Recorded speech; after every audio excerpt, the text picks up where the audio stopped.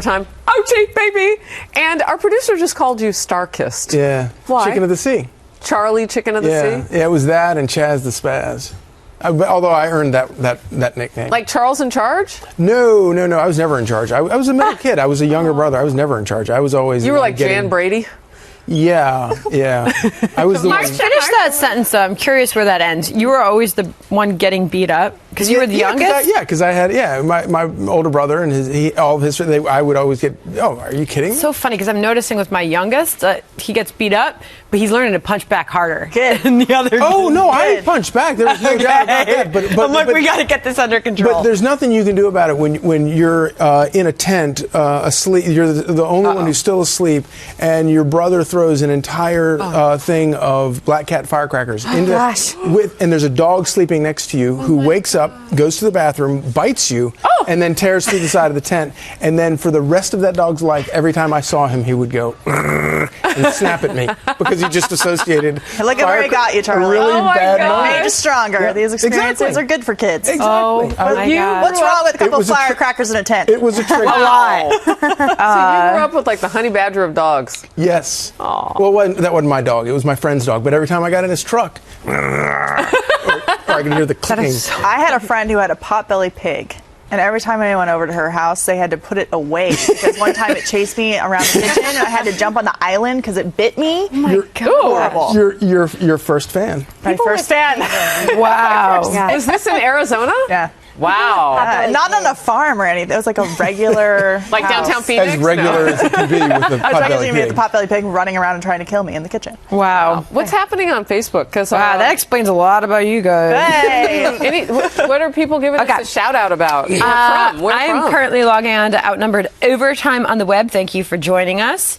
People talking about Trump's thank you tour. Yeah, let's talk about that for a second because we didn't really bring it up much. He's got a second speech in that tonight. What are your thoughts about it? It's another example of him thinking totally outside of the box, doing something that nobody's ever thought of before, and I think it's great. And you know, he'll do some things like this that are stupid probably, but who cares? It's just you think it is stupid? No, I don't think it's stupid. I'm saying that obviously he is coming up with so many new ideas about how to do new approaches to things.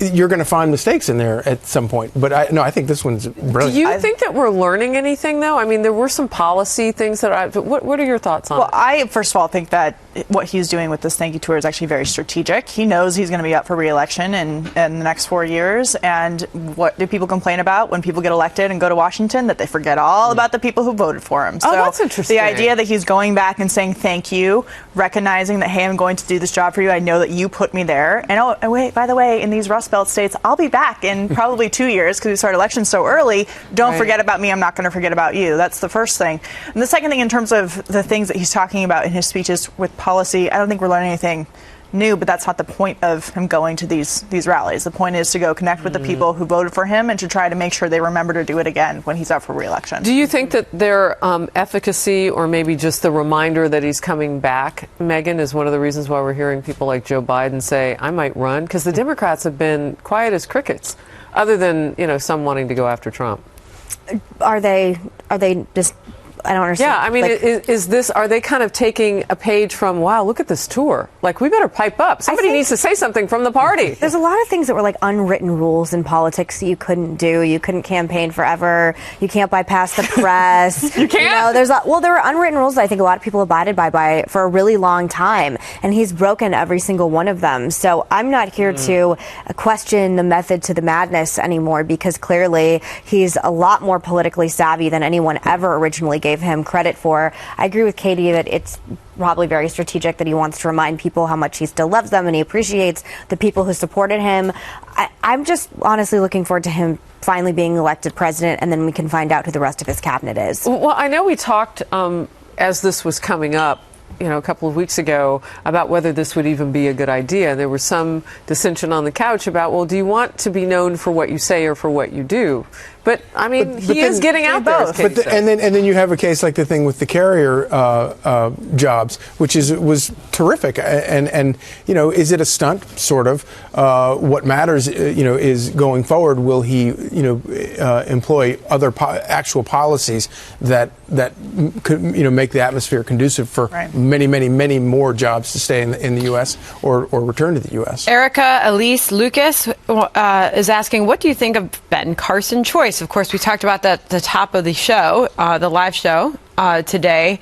But remember, Ben Carson took himself out and then he put himself back in. He said he didn't want the job and then he jumped back in. Did he say he wasn't qualified? Yes, he did. Well, no, I have experience. He said he wasn't qualified for any of the positions that His President-elect might spokesperson call. said that. And then he said, no, what I meant was, you know, we don't know what they're going to be yet, and so that on was and his so forth. confidant that made those remarks. But that's all part true. of it. And I think it's really, I think it says a lot about Donald Trump. The fact that he says to Ben Carson, no, actually, you are qualified because you've lived what, you know, your life is a testament to what this department ought to be doing, ought to be fostering, ought to be encouraging, as opposed to what it actually does. You know what a qualification is? Somebody can learn to do something really, really well and be an expert at it. I think he did do that with brain surgery. Things out. Exactly. you don't have to be a brain surgeon. This comes from the live chat. He happens to be one. This is interesting from the live chat. C.S. Walker says, President Obama sends $1.7 billion in weapons to Taiwan. Crickets from the press. Trump talks to the democratically elected president of Taiwan. The press explodes. There's a lot of hypocrisy in the reaction, like especially, and again, I told you that I was at home when the news broke, and I just saw on Twitter, this is how wars break out, in giant caps, and then people saying, I forgot who tweeted it, but this could be the beginning of World War III, and I was like, what in God's name just happened? And then when I read more, I was like, this is why nobody trusts the media, because I almost went to bed thinking the World War III was breaking out. And look, there might highly irresponsible. Yeah, there might be consequences for the phone call, but this idea that they're overblowing it into this World War III type consequence are ridiculous. I mean, yeah, China might be upset. They might have a response. We might have to deal with it. They're probably talking about what they're going to do if China responds A, B, and C. There might be consequences. But that doesn't mean that what he did by accepting a phone call is somehow much worse than what President Obama has done over the last 8 years with the people he has affiliated with. I mean, he was doing the wave in Cuba with Fidel Castro, with members of the FARC sitting up 10 rows. I mean, come on. Forgot about that. Yeah, and if anybody, you know, just look at the past 8 years, things aren't exactly going in the right direction. So especially in China. Yeah, exactly. And so altering that trajectory is obviously not a bad thing. I'm letting people know that I'm liking their comments so I can get them in queue here to read them. Go ahead, Megan. No, I just liked it. I like the break in whatever tradition it is that, you know, China has been, as we talked about yesterday, internationally making a lot of moves that are highly controversial. And I like that he's not going to let China dictate who he can and can't answer a phone call for. It's a nice change of pace, especially given the last 8 years where, like you said, President Obama has been hanging out with, you know, murderous dictators' families. And it is a closed communist regime. It's kind of like not exactly what we believe. Yeah. And just because something hasn't been done for 30 or 40 years doesn't mean it can't change. Like when President Obama made this phone call to the president of Iran, the headlines were completely opposite of what we're seeing now. And it was like, Obama makes historic phone call to the president of Iran to try and work out a nuclear deal. And they talked about all of the, it's like, I know. It's we're all global citizens. It was like a thesaurus just exploded on the page, right? Yeah. If I never hear I'm a citizen of the world again from anyone, in any capacity, it will be too soon. You know, I hate when people say that. We're not. It's so irresponsible. It's intellectually irresponsible to be sitting here as an American and say, I'm a global citizen. I'm not. I'm an American, and our president should think that way as well. Amen. So how is it possible that the mainstream media and those who really got themselves in trouble, I'm talking about like the John Harwoods, who once you saw those emails that were busted by WikiLeaks, you're like, wow, they were kissing cousins. He moderated a debate. That guy moderated a debate. When you see that cozy relationship, isn't it odd about how the call between the Taiwanese president and President-elect Trump is being portrayed, and how the White House is, you know, asking that our vets just get over it from World War II is not getting that kind of coverage. Like, really, well, here's the history that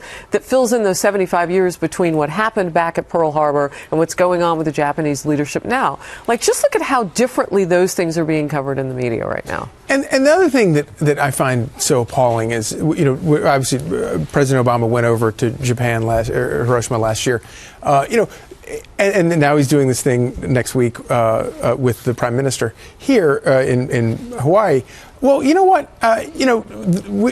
For 30 years, we've developed a very good relationship with Japan. It had nothing to do with President Obama, and it's like he's photobombing all of these, these good relations. Do you remember when they wrote the line into every single historical presidency? Yeah. Remember that when the White House did that, and they wrote Obama's accomplishment into the biography of every president, and they're like, oh, well, here's this, but here's what President Obama did. That was horrible. MOS 18A.